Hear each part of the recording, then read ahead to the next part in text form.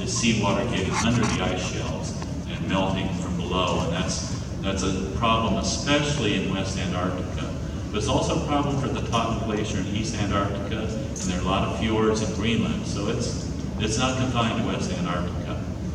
And I think the ice models that a lot of people, and especially the IPC, rely on are badly out of date in estimating how fast the ice is going to melt, and therefore how fast sea will rise. And it might be 1 foot by the end of the century, but it might be 10 or 15. I'm guessing 4, but that's just me guessing.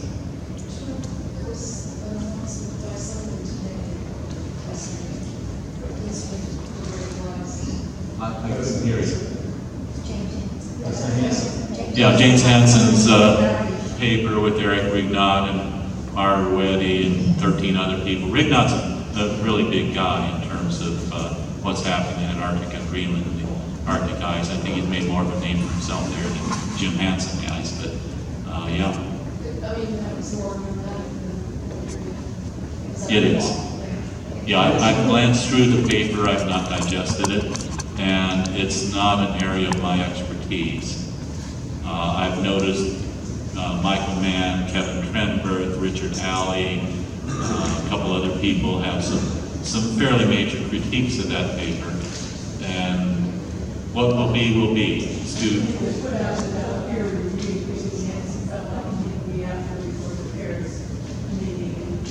Yeah, online review, everybody can chip in. I have a copy of the front page if anybody wants to see it. It's a long title, so I won't read it. If anybody wants to see it, I've got. And if you go to my website, it's there on the overviews page, most recent thing. And the reason it's big all of a sudden today is Fareed Zakaria interviewed Jim Hansen this morning on CNN. Okay. And Jim Hansen made the announcement of this article on some of the figures. And so that's going to be real big in the news, I hope, the next couple of days. Okay, here's what I consider to be a few slides about the more important piece. It's called drought, and what that does to food.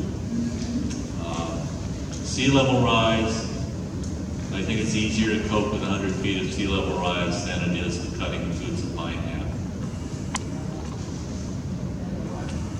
Cutting the food supply in half, that's a bigger problem. We've seen, okay, so this is looking at 2012. America's hottest on record, record drought, or semi-record drought anyway. And that cut the corn crop by a quarter. Soybeans were hit hard. 2 years earlier, the great drought was in Russia. The price of wheat went up 75% worldwide as a result. And prices for food worldwide have gone up quite a lot. We don't notice that in the United States because mostly we get our food highly processed, and most of it's for marketing, processing, and so forth. But most of the world can't afford highly processed food, and they are hit by it harder by it than we are. Things like the Arab Spring, the rise of ISIS, food for jihad in West Africa.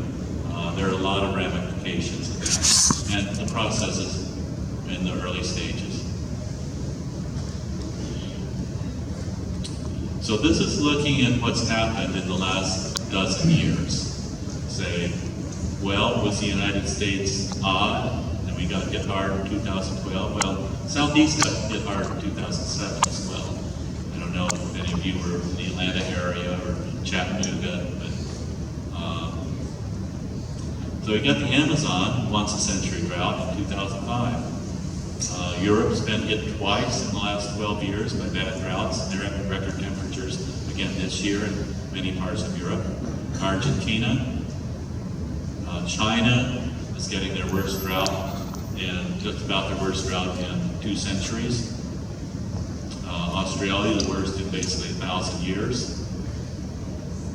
You got record heat and drought in Texas, Oklahoma, Tulsa 4 years ago, and then 3 years ago, a much wider swath in the U.S. The interesting thing about Amazon is they had a worse once-a-century drought in 2010. Their dry season grew longer by 1 week per decade. And round number 3 of drought in Brazil, it's hit Sao Paulo. Some of that is because of Amazon deforestation, so you don't get the water evaporating to make rainfall. Professor Nobre's done some work on that.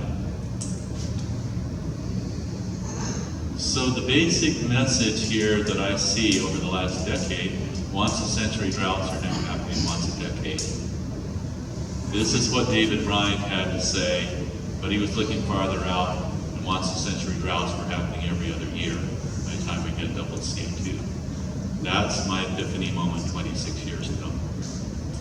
We're going to look a little bit more at water, specifically no water, drought.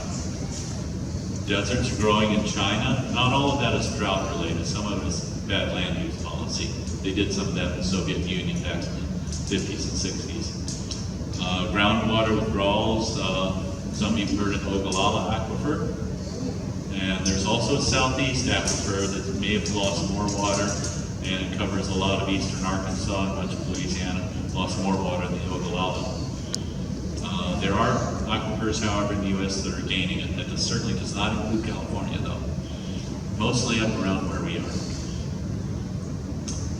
And it's not just the United States. Water prices are rising around the world. China and India, where so many people live, are especially hard hit, and their water wells are going down deeper than our wells to get water. A lot of lakes, the smaller lakes in China are disappearing. Lake Mead is in the process of disappearing. It's now at a record low as of 3 weeks ago. They update that about every 4 months. And it's lowest since it started filling. Okay. Okay, these are David Ryan's slides from 26 years ago. So the dark brown is once a century drought, the dark green is once a century flood, white is normal. Okay, now we're looking back from 1989 to 1969. You see a bit of green, a bit of yellow, a little bit of orange, a lot of white. Normal year-to-year variability. Global warming just in the very early stages. 1999, 10 years in their future, 16 years in our past. You see a broad orange belt reaching from Mexico to North Korea. And you see a lot of dryness in Antarctica. 30 more years in the future. The Arctic sea ice is mostly gone. Lots of water evaporates from the Arctic Ocean. You have a lot of rain there, and some snow. And you have the once a century drought once a decade drought covering a pretty large fraction of Earth's surface, including most of India, a lot of China, Mexico, southern part of the U.S. So that square is the whole Earth's surface. Yes, except around the South Pole, about 85 degrees. And you just showing, I'm not showing comments. Can you show the outline of comments? Yes, comments are all there, it's just great. So, here's North America. Oh, And South America. This is Europe. Now, it's maybe easier to see up here. Here we've got basically Europe. And India, China, Africa. It's easiest to see. Yeah, it's probably easiest to see here. Here's the outline of Africa. Australia is once a decade drought in Africa. Mostly once a decade drought, once a century here, where they do food for jihad, and then some not so dry areas here. Once a century drought in North India, much of that, and Central Asia, Kazakhstan, and so forth. And here, north of Perth, there's a once a century drought down in the south of Malaysia, and northern Indonesia, and down parts of Indonesia, China. But what's really striking is how much drought is happening here. And this is just a broad swath of most of the inhabited world. It is, well, yeah. These are slides that you saw in '80s, right? These These are not- slides I these saw are in not 1989. updated with today's data as to how quickly we did this. It's probably a lot faster than we thought. Maybe. They're looking at 4 degrees Celsius warming by 2060 when we have doubled CO2. Our CO2 emissions have slowed worldwide. They probably peaked the year before last. It's been amazing what's been happening in China. And the U.S. has also cut our emissions by 12% below our peak. But what's really amazing is what's happening in China. They're cutting their emissions very fast. And people thought 3 years ago they're just going to keep going up forever. Well, the leaders can't breathe the air. And the people are up in rebellion against coal. Can you tell us again what the black and purple means on those squares? Right. Dry. You can see crack. Yeah, it's specific. Yeah, this is once a century drought, whatever the local drought standards are. And this is once a century floods, given the current amount of rain in the Arctic Ocean. You get scads more rain in the Arctic Ocean. Rain in the Arctic Ocean is rare now. It's mostly covered in ice. So this is once a century flooding. This is, most of Canada is wetter than now. Scandinavia is wetter than now. Good chunk of Siberia, but not all of Siberia is wetter than now. Any of that area that you're showing us, 2050 on this habitable? Good question. I would say not by as many people as now. I'd say anywhere around Sahara is going to be less densely populated than now. A few people live in Sahara, but very few. You're going to have problems, especially in Western Australia. The big problems, though, are in India, China, and a little problem in parts of the U.S. If you're in the Dakotas, you're probably not so bad off as if you're in Texas or California or Georgia or even Washington, D.C. Uninhabitable. There's certainly potential to make large parts of the earth uninhabitable. It's usually called the PHI, wet bulb temperatures, and there's been some research that's been done on that. You'll find a few articles among the 5,000 articles on your CD.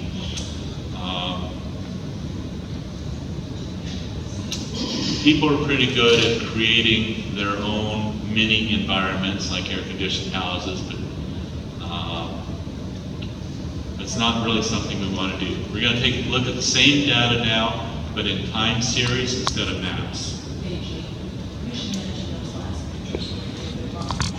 Yeah, those last pictures were the David Ryan ones. Those were the ones that changed my life in 1989 and put me in studying global warming for the rest of my life. So you see a lot of bouncing around from year to year in terms of what part of the U.S. is in drought, but the trend is generally upwards. There's always a lot of year-to-year variability, and getting that right will be tough. Now we're going to take this projection of the future with that area, and the average in 2000 to 2004 was 27% of the time you get basically once a decade drought. Now we're going to look backward to see how the past compares with the projections in the future. Are these projections in the future reasonable? So now we're looking back 50 some years in the past. This study came out at the end of 2004. I first found out about it in 2007. This is by Kevin Trenberg, I Will Die. Trenberg is probably the second most famous climate person after Jim Hansen. And maybe Michael Mann. But anyway, this is very important groundbreaking work that he did. So what you see in the period up from 1950 to 1980 is fairly level except for the year-to-year variability.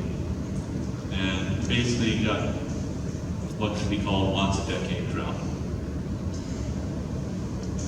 And the area where rain is scarce went up a good bit, but because there's more evaporation is the key. The combined area of drought is up by 10 million square miles. And this is just terribly consistent with the forecast by David Ryan back in 1989. We saw that yellow box in the previous slide. So Earth's area and severe drought tripled since 1979, mostly due to evaporation. The area with severe drought grew by the size of North America. You can do a similar thing for the wet areas. They grew maybe by the size of India, but because of evaporation, they actually shrank. So the two choices that are before us as of 9 years ago in terms of what we do in the U.S., kind of right large over the world, we can continue fossil fuels or we can move away from them. The difference is like central Kansas moving to central Oklahoma or South Texas around Del Rio, where it's averages 98 degrees for the whole summer, every summer. They do not grow wheat there. So basically, you're looking at turning Kansas, making it hotter than Las Vegas. Certainly not, I'm the only one I've heard phrase it that way, but other people have said essentially the same thing. And we aren't sure how fast that happens, but I'd say the chances are pretty good of that happening this century, especially if we don't get our act together. Okay, here's a summary of some more of that paper by David Ryan from 1989. David Ryan, Jim Henson, Cynthia Rosenzweig, a couple other people. We get more moisture in the air and we get more rain, but stream flows decline and there's less in the soil. It's all about evaporation. It increases as temperatures go up. So you get more savanna, prairie, and desert, less forest. Net primary productivity falls 30 to 70%. That's basically how much green stuff grows. That's a very, very big problem. It caught my attention and has it for the rest of my life.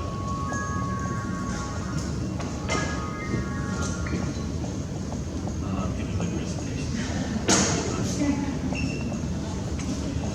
Okay, so what does that do to crops? They had some models back there in 1989 and 1990.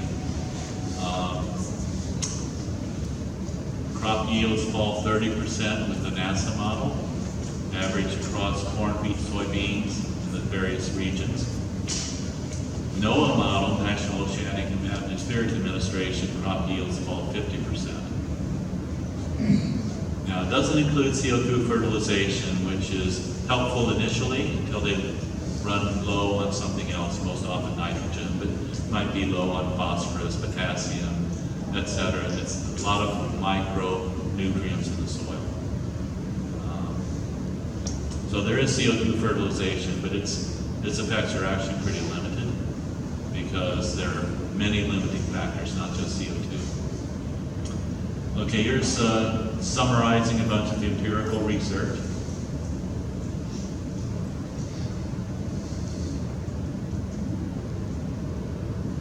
And let me just finish that slide. This is a picture of world food prices. World Food Price Index really spiked in 2008 and then came back down in 2009 and then went back up with the wheat crop failure in Russia, and it stayed fairly high since then.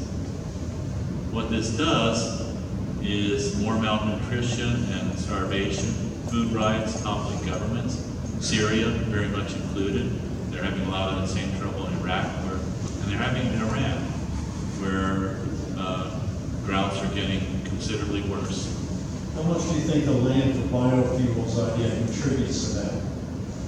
Oh, 10–20%. It's turned out to be a pretty terrible idea. Yeah. Basically, you have to cut down forests to make enough cropland to make up what you have for biofuels. You can achieve a lot more by using fuel more efficiently, and soon by turning to electric vehicles. So it's hard to say enough bad things about biofuels. We're still pushing. Yeah. So what you're looking at in this particular projection is 40 to 50% decrease in crop yields in the heartland of American farm country. This is taken mostly for the Stern Review. It's Britain's equivalent of the National Climate Assessment back in 2006, led by the former chief economist of the World Bank. These are things which are going to happen. There's no way we can stop them. 2 degrees Celsius warming is really pretty impossible to stop unless we quit cold turkey and get very good, very fast at putting carbon back in the ground. But these are things which are, you're already seeing somewhat. Droughts are intensifying, heat waves are more common, forest fires are getting much worse. I got more civil wars. I think the one in Syria is a bigger deal now than the one in Darfur, and the one going on in Iraq. But they're happening in a lot of places. Crop yields rise nowhere, fall in the tropics. This is one recent study by the World Bank from Brazil. Collapse of the Greenland ice cap is irreversible. We have some choices about how long it takes. At 3 degrees, we may be able to avoid some of these effects. Right now, the amount of CO2 and other greenhouse gases in the atmosphere are most consistent with about 3.5 degrees Celsius warming. By stuff the Stern Review did using 4 million years ago, they're probably consistent with about 4 degrees Celsius warming from today's levels. What you're seeing is more water wars, failed states, terrorists multiplying, Amazon turning to savanna and desert scrub. Again, nobody's work, deforestation driving the current drought in Sao Paulo. Tropical diseases, Lyme disease, I got tested about 6 weeks ago. We had that big up in our park. I don't know what the worst ones are here. Extinction rates are already 200 to 500 times background rates, and we've just begun. 4 degrees Celsius warming, I think we can avoid that, but we need, again, to be very good at removing carbon from the air and putting it back in the ground, the bottom of the ocean. And I think we can do that. I don't know that we can do that, but I think we can. So you're going to see water wars getting intense, terrorism intense, methane from permafrost releases will increase. Also CO2 releases from permafrost. It's methane where it's wet, CO2 where it's dry. West Antarctic ice sheet collapse speeds up. A lot of sea level rise. People are worried about 1 foot. What we're facing is 100 feet. And this is one I added. Times in the U.S. Southeast is too hot and humid to survive working outside. And I'm seeing those kind of articles more frequently. It used to be once a year, now we're seeing them twice a year. Okay, business as usual. I put this slide together 6 years ago. It's very slightly modified since then, not much. These are my extrapolations. Deserts grow by twice the size of the U.S. Now we're going to have new forests in Greenland and Antarctica, but we're going to lose as much land to rising oceans. I can't read anything except the stuff in white and yellow. Oh, It's not very well. It's hard to read. There's not enough. Too much information. much of southern Europe would look like the Sahara. Agriculture would be destroyed, life would be impossible over much of the planet. Lord Stern, 2009. World food falls by 1/3 to 1/2. The result, extended conflict, social disruption, war essentially over much of the world for many decades. Human population falls a lot to match the reduced food supply. It won't be pretty. For perspective, World War II killed 60 million, but worldwide it did not reduce population at all. Other species fare worse. The 6th great extinction has begun. So the name of the game is to take carbon out of the air. So these 2 slides are about what we can do. Rebuild rangelands, add soil carbon 10 to 20 times faster with short rotation. Cattle grazing like buffalo. Deep roots, dung beetles move carbon into the soil, absorb 1 ton of carbon per acre per year. There's an awful lot of acres. You can cut CO2 80 parts per million. Fungi network, holds water, and you get a lot of rain soaking in instead of a little bit.